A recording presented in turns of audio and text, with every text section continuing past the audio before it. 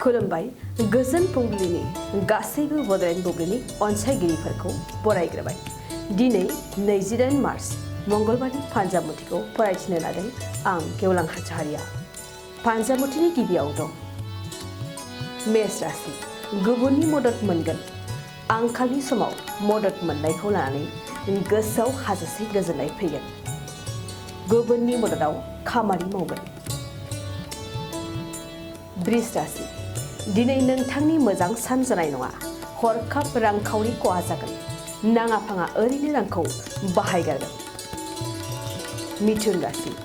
गोसोआव हास्थायनाय मिजिंआ जाफुंगोन। थांखि जाफुंसारनायाव गोसोआ रेजें मोनगोन।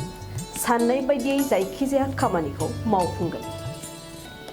कर्कट राशि। नखराव रां रुफानि आंखाल नुजाथिगोन। आंखालनि समाव गुबुननिफ्राय मदद मोननाय नङा। नखरनि दोहोन सम्पति खहा जानायाव दुखु जागोन। सिंह राशि। नखरनि थाखाय गोबां सानगोन। इयुन संसारखौ लानानै रां बुथुमगोन। नखरनि थाखाय माबा मोनसे सोरजिनो सानगोन। कन्या राशि। गोसोआव साननाय बायदियै खामानि मावगोन। मावनो लुबैनाय खामानिखौ मावफुंनो हागौ। नाजानाया नोंथांनि सायाव थागोन। तुला राशि।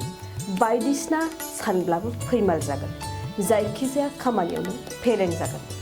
फैमाल मिजिंखौ लानानै हारसिङै दुखु जागोन। वृश्चिक राशि। नखराव मोजां गोरोबलायनाय नङा। एसे जेंनाखौ लानानै नांलायनाय जागोन।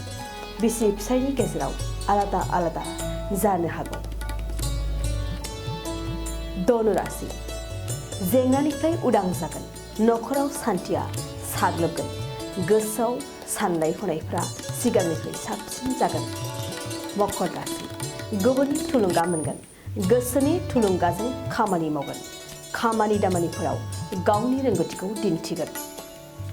कुम्भ राशि। नोंथांनि थाखाय मोजां सम जानाय नङा। समा नोंखौ फरायनायाव हेंथा होगोन। देहानि जेंनानि थाखाय फरायनायाव हेंथा फैगोन। मीन राशि। गोसोआ उसुखुथु जागोन। गोसोनि उसुखुथुआ नोंखौ जेरावबो गोजोन होनाय नङा। गोसोआ बायदिसिना सानफ्लांगोन। दिनै सानसेनि राशि फरायथियाबो एसेनोसै। आसा खालामो नोंथांनि दिनैनि दिना मोजाङै मोजां थांगोन। बेखौ बड'लेण्ड बुब्लि नखरनिफ्राय मिजिंथिबाय। गोजोन्थों।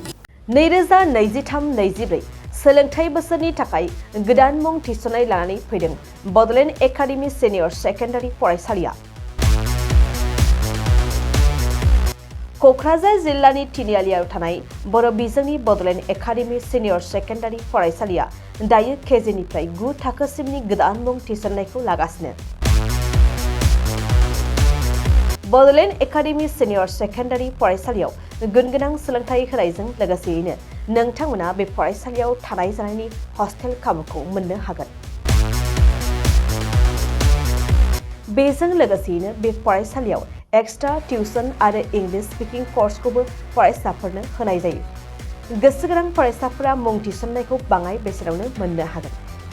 बेनिखायनो बड'लेण्ड एकाडेमि सिनियर सेकेन्डारि फरायसालियाव फरायसा एबा नोंथांमोनहा मुं थिसननायनि बागै मिन्थिनोब्ला नैबे मबाइल नम्बर 9101488399 नङाब्ला थोंजों फरायसालियाव थांनानै खौरां लाहैनो हागोन।